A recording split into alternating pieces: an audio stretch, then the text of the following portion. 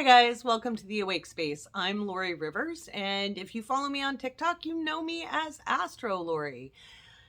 And you may know me through my blog at wokeastrologer.com and through my Patreon, The Awake Space. And I've wanted to create this channel for quite a while, and I've been promising it to my patrons, so here we are. This is not the final look of the show. Mercury is retrograde, so we're just kind of building some momentum and recording some stuff for the future. But for right now, I want to talk about the Saturn Uranus square. On Monday, June 14th, we have the second ring of that big old gong, and it is going to be fairly dramatic. I've noticed, and I'll tell you, I don't watch a lot of other astrology content because I want to give original work. It doesn't mean that I don't like other astrologers. I just like my forecasts to be nice and sharp. I've been at this for 26 years. And, I like to discuss it post-event versus pay attention to what other people are predicting. Now, I wrote about this on Patreon already, and I gave a warning because the moon enters Leo on Sunday, June 13th at 11:26 a.m. Pacific Daylight Time. That's 2:26 p.m. Eastern. The moment the moon ingresses into Leo, we're going to see some big, bold moves. Now, this could be the onset of wildfire season. We've had some of it in the Pacific Northwest and in California already, but this is really going to kick it off. This is mass consciousness stuff. This is the mundane astrology, the on the ground, physical, gritty, not terribly enlightened stuff. We're going to see people who are unstable really acting out, people who are highly reactive and highly susceptible to lunar influences. We know the moon governs the tide of all the planets, and we know the moon is not a planet, it's a luminary. But of all the celestial bodies, the moon actually does bear an influence on life here on planet Earth. It's very significant, and it acts like a lens or a laser beam on other planetary energies in regards to our perception here on planet Earth. And Leo is big and bold, fiery energy. And we have multiple kinds of cats, right? Have you ever owned cats or seen cats? You have your big, bold cats. You have your very secure cats who know who they are. They can't be bothered. Those are the big cats. Then we have scaredy cats, and they're hissing and scratching and yowling all the time. We've got lazy cats. We've got curious cats. We have fun-loving cats. And so, too, does the energy of Leo express in all of those ways. What I'm concerned about on the 13th is we've just come out of the solar eclipse in Gemini, and that is the air fueling the fire of the moon in Leo because it's conjuncting Mars. That's big energy, guys. I'm not saying you should stay in bed and keep the covers over you. And in fact, if you want to know what happens for you based off your rising sign, I've written all the forecasts out in Patreon. If you're my patron, you know I've been calling it over and over again. So if you live in an area that has had violence and contention, understand there is more possibility and probability it will occur. Do be careful when you're out and about on Sunday afternoon. Now, obviously, if you live in a rural area, it should be pretty good. Do be careful for weird weather or super hot temperatures. Make sure you keep your water on you. That's important too. Temperatures are going to be high across the board, and we do need to look out for some tropical depressions forming off the coasts. Those will be coming in with a bang later in the week. And no, I don't watch the weather report. I watch everything after it happens because I like to be accurate. Mercury retrograde, the microphone is slipping. I've recorded this 25 times. We're just going to keep rolling, guys. If you listen to my podcast, I do better when I'm riffing and I'm ad-libbing. Let's just get this in. Just take a minute because I'm not going to record this one more time. Anyway, even astrologers are subject to the transits. Okay, so let's talk about the square on Monday. Understand that Sunday, that square is active, even though they're not exact.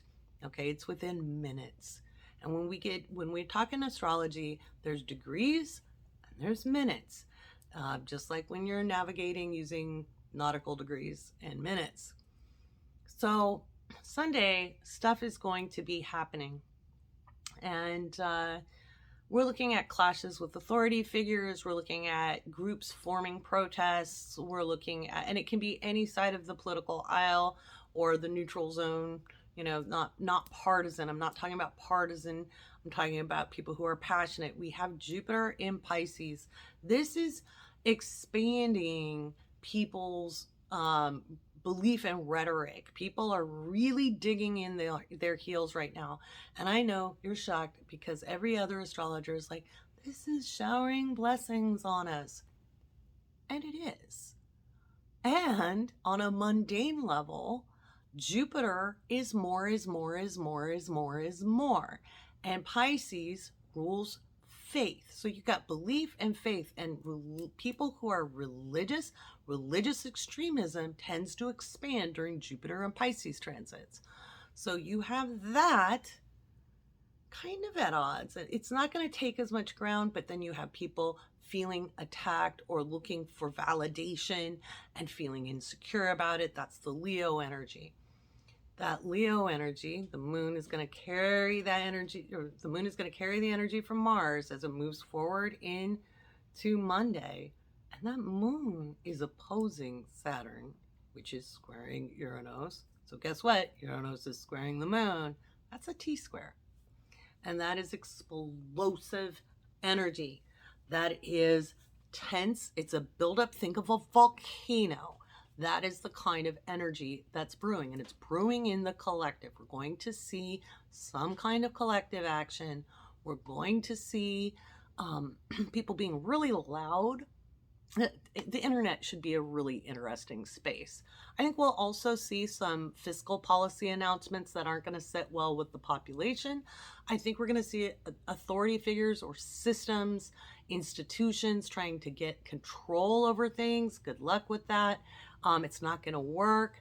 They may be trying to control fiscal policy. It's not going to work. When it comes to crypto, I think we're going to see more of a downward trend. I don't think it's going to bounce anytime soon. In fact, I don't think crypto is going to bounce until Jupiter slides back into Aquarius, and it'll be better when Saturn is direct in Aquarius. I think it's going to be a very volatile market. This isn't trading advice. It just, my observations have been on point. I'm about to do a video where I show my predictions from back in the spring, and I called the day that crypto fell. So I'm just saying, watch your wallets. Crypto's a really speculative thing anyway, so make sure you're studying experts in that aren't just, you know, all gung-ho about everything. They actually talk about technical analysis, etc. People are desperate right now. We're having a massive economic shift. I think we're going to have supply chain news. And I just don't think we're going to have a lot of good news in those areas. There's this push from the establishment that they want to get back to normal, right? And there's a push back from the people when you hear that 31% of employees are willing to quit their jobs instead of go back to the office. That says a whole lot. So I think we're watching a new labor movement form, especially with the Aquarius action. And people are seeking stability in unusual ways because of Uranus in Taurus, or Uranus in Taurus. You can pronounce it any way you want. And so I talk about it like that on TikTok just because I don't want, you know, the Uranus jokes. They're funny, but it gets annoying. So anyway, we have this square happening and a T-square with the moon, if we include the moon. And a lot of people are leaving that moon out. I think that's one of the biggest mistakes astrologers today make, is they don't factor in the lunar transits. Lunar transits are not minor events. Again, the moon acts like a lens. And in Leo, that's big energy. So I think we're going to see some explosive behavior. I think we're going to see some shake, rattling, rolling. across the board, whether it's social, economic, even geoseismic activity. What does that mean? We could see some earthquakes. Okay. So that's all a possibility. Now, what else are we going to look at? On a personal level, you may be at a crux. You might be at a crossroads. You know, if you went to college or you didn't go to college, kind of doesn't matter right now because the world has changed. And it changed drastically. We're not post pandemic either. Okay. They're talking about opening things up. We're hearing some rhetoric around everything's okay. You don't have to wear your mask, blah, blah, blah. But Jupiter in Pisces is also expanding disease. Okay. What do we have? We have the new Delta variant. And that's moving very rapidly. If you watch immunologists, they're concerned about this. Okay. I, for one, am going to continue to wear my mask in public. What? An astrologer and a spiritual person who believes in masks and vaccinations, not because you can't get sick with a vaccination, but because it prevents serious hospitalizations. And the data is proving that out. It's really important to make sure you're looking at the science. I'm probably going to take some hits from that. And honestly, I don't care. Okay. Just point blank. Follow the science.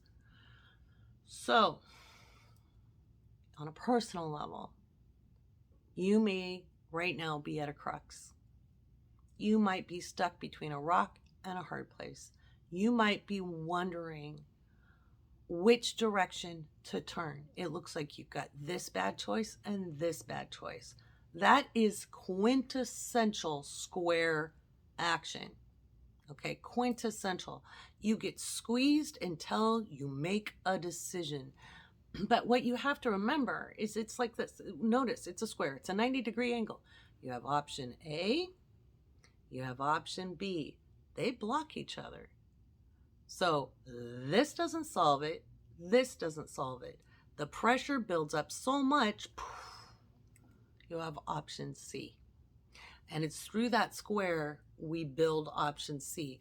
In my opinion, calling squares and oppositions malefic aspects is a really medieval way of thinking. We can look at it from a more evolved perspective and say they're creative. They force us to make a decision. They force us to take action. They force us to create something. And honestly, no life is created without fiction. Okay? Not star systems, not human babies. Everything has some friction to it, whether it's a piece of art or a drawing, fire. It all requires friction to be birthed. And so, as hard as it is, and these can be very difficult times. I'm not minimizing what people are going through, but understand, because of that lunar transit, there's an emotional component. And it's not just, we always think about emotions as somebody's crying, okay? Or laughing, or sharing feelings. But emotions can be felt in the body as well. And when we're under pressure, our shoulders are up, we're breathing shallow from the chest. In fact, I can guarantee most of you have never done a belly breath since you were a baby. Babies do belly breaths. And because you're holding your breath and you're holding yourself in tension patterns, that is an emotional response as well. You are firing off fear and panic signals to your brain. Okay, this is neuroscience. Go watch Dr. Jill Bolte Taylor's videos after you're done with mine. She is an expert on the brain, and she has personal experience with healing her own brain after a stroke. And she explains the brain in a really easy to understand manner. And she has a great video that talks about washing anger through you in 90 seconds or less. Okay? And you do it by stopping the stories. That solar eclipse in Gemini asked us all to write a new story going forward.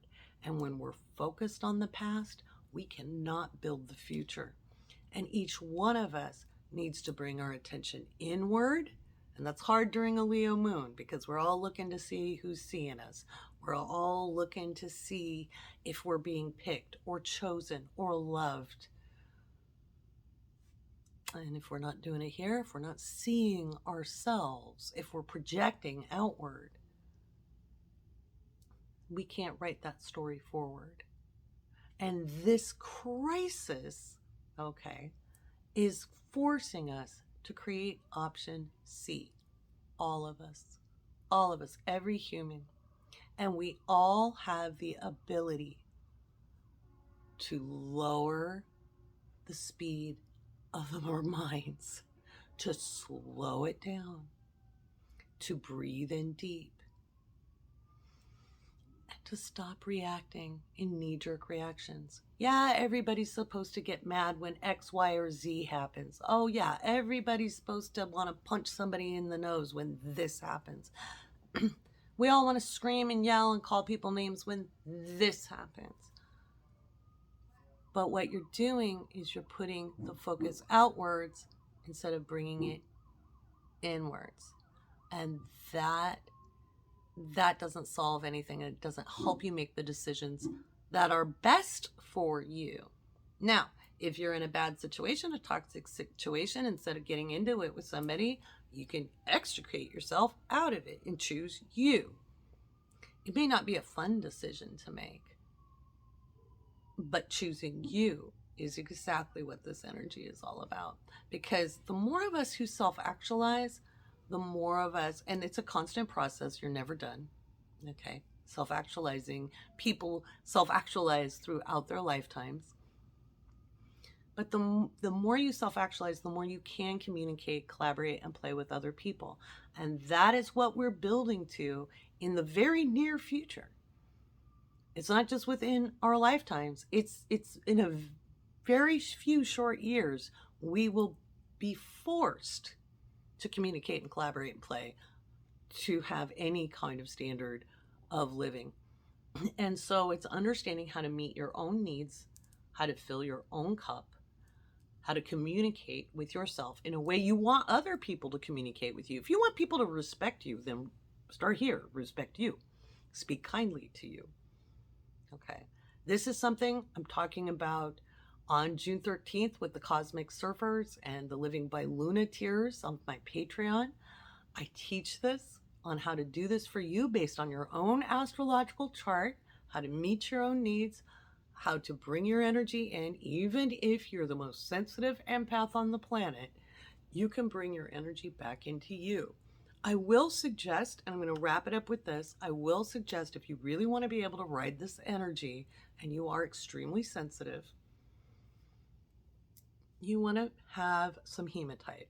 You don't have to wear it on a ring. You could have a bracelet. I don't use the full hematite rings because during big energy, those will shatter. So I found one set and I just got that plopped on a finger. I'll be wearing this throughout the summer. I'm extremely sensitive, extremely intuitive, and I like to have my energy set for me. I don't want to feel what the rest of the collective is feeling. I don't want to feel what other people are feeling. I'm sensitive enough, and I use stones and metals to help mitigate that, even if it's just psychologically a reminder to pull myself back into myself. Like, let's say subtle energy doesn't exist, and we know from quantum physics it does, but let's just say it doesn't. Just as a psychological reminder, I have this here to go, hey, bring myself back to me.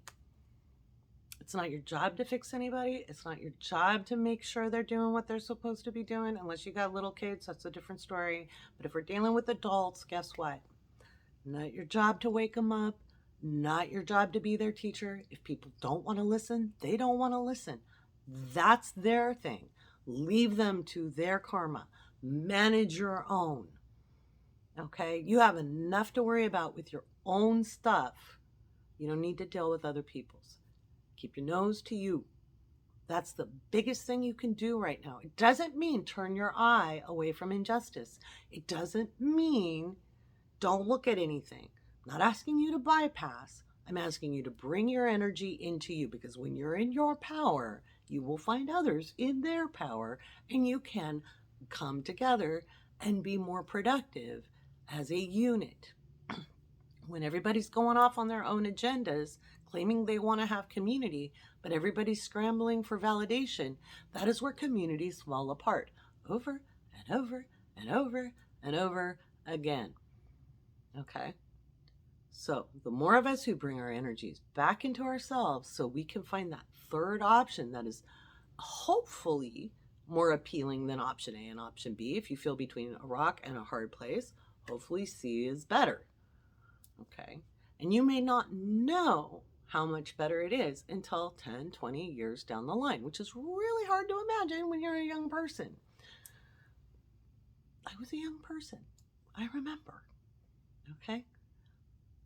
But in the big scheme of things, when you can do that, when you can bring it back, be less reactive, not poke somebody in the nose, not pop off on people, not pop off on yourself, but just bring it down a notch. Okay? Take a breath, walk it off for a minute, have a constructive conversation later down the line. Sunday, Monday, and Tuesday are not the days to have talks. Okay? One of my big red flags is when people say, we need to talk. Because invariably, it's a stupid conversation. It's usually a projection conversation. Somebody is unhappy with something and they want you to do something about it. You can't do something about somebody else's life. They have to do about it. And if they're worried about what you think of them or how things are going, there's a big difference between saying, hey, I have some concerns and we need to talk. Notice that's already putting somebody on the defensive. So none of that business, okay? People are going to be drama filled over the next couple of days. It's not the highest expression of the energy. I just remind you all, the sun doesn't shine so that the planets give it a rating. The sun doesn't shine to get views. The sun shines because that's what the sun does. You can be you because that's who you are. Stop seeking validation. Stop asking for approval. And start choosing the path of least resistance for yourself. The route that works best for you. It isn't what you were told you were supposed to be. It isn't what you were told who you were supposed to be, what you were supposed to do, where you were supposed to go. You know inside of you. Or you might have a glimmer or an inkling, an aspiration, a hope. That's what you need to nurture to get that third option.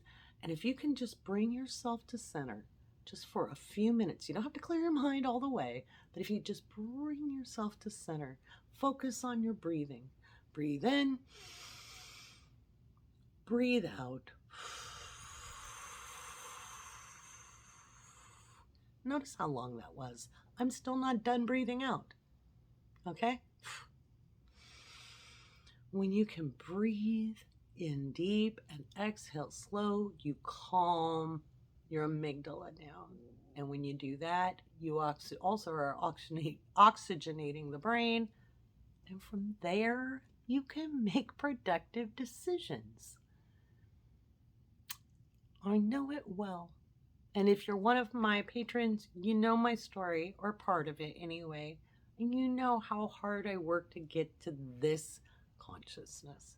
It's ever evolving. So I'm going to run with the luck I've got right now. Thank you, Jupiter and Pisces. And I'm going to complete filming this because this is like take 500.